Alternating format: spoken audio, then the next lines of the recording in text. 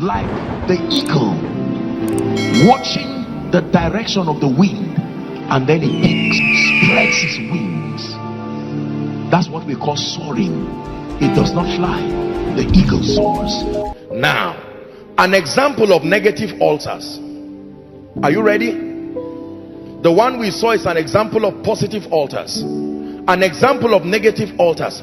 All kinds of wrong addictions, all kinds of negative patterns are powered by altars. All kinds of wrong addictions, please write. All kinds of negative patterns are only there and remain because there are altars that power them. Let me list a few of them for you.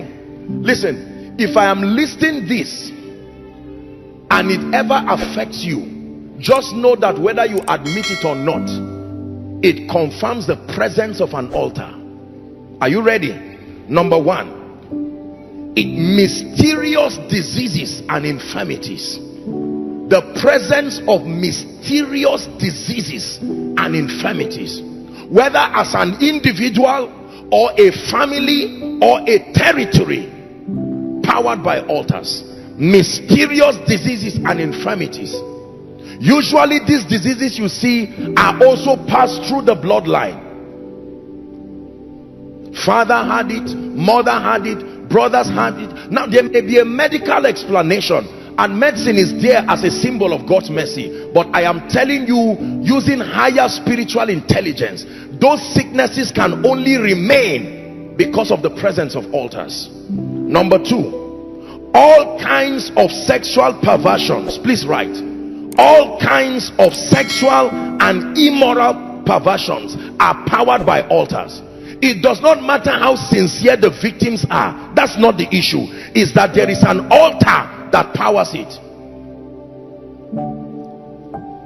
All kinds of sexual perversions. That's why you can hear of stories of an adult, you know, doing something funny with a minor and a baby, and it does not make human sense. But this is about altars. I'm sorry to say it, but this is also what has generated into these various versions of perversions we have in our society. The victims do not even know what is drawing them. That's the point I'm trying to tell you. It's not just about your will alone. It's that there is a force that is operating on legal basis. Number three, depression and mental health issues. Most of this depression and mental health issues, now there are things that have to do with fatigue and all of that, but for most people, they do not know that most mental health issues need more than counseling. It is the presence of an altar. When Jesus saw madmen, listen, watch what the madman in Gadara, notice what the spirit did. He was always hiding in caves and hurting himself. Depression and mental health issues. Number four, witchcraft and idol worship. Here you go. Witchcraft and idol worship. You will be amazed at how many Christians today love God sincerely, but something keeps drawing them back to still revisit foundations of idolatry. It does not matter whether you're a man of God. It does not matter whether you're a businessman. There's something in you that still makes you comfortable. There's one small portrait in the village that was kept there. It was handed from great grandfather to grandfather, and they said if you speak to that portrait, it can bring results. You can serve God and give, but when the going gets tough, as you travel to the village, as you are passing, you just see that thing, and something within you. Witchcraft and idol worship. Look up, please. There are, you've seen us pray for these people during miracle services.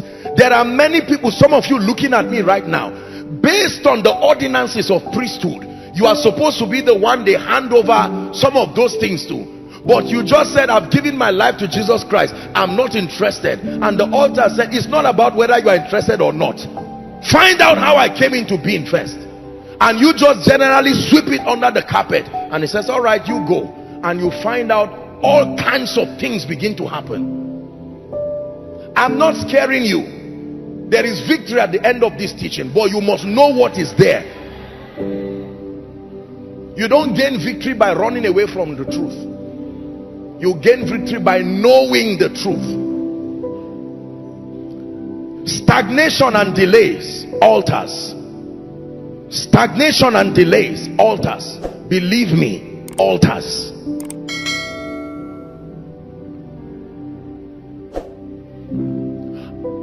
Near success syndrome. Have you seen that happen to people? I look for a word. There's no better word that captures it the way I want. If I bring all this English, you will not really get it. I need you to get it the way it is. Near success syndrome. That people see it but never possess it. There are people like that. You do an interview to the last point, then you don't go again. You start a business and negotiate to the last point, then you don't go again. You will always see the beginning of things but never see the end of them.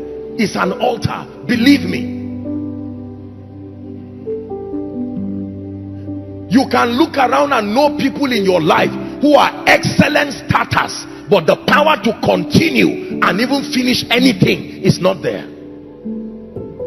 They can start 30 businesses, they will never be able to keep one past 2 or 3 months.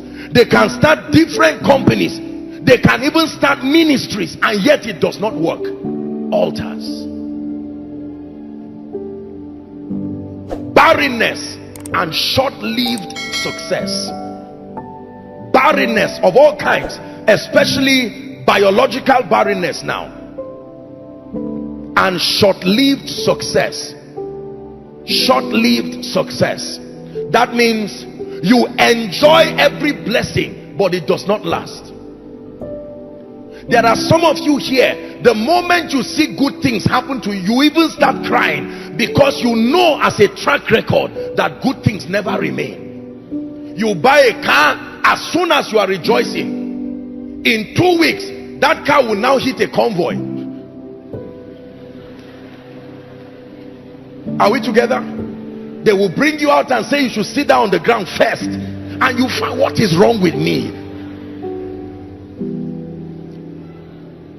As soon as you are preparing to go abroad, your visa just comes out. Next thing you will see police, they will say theft was happening somewhere, and they join you with all those to interrogate. For the next 2 months your passport has been seized until you find out what is going on. I know you may be laughing, but pay attention. Short-lived success.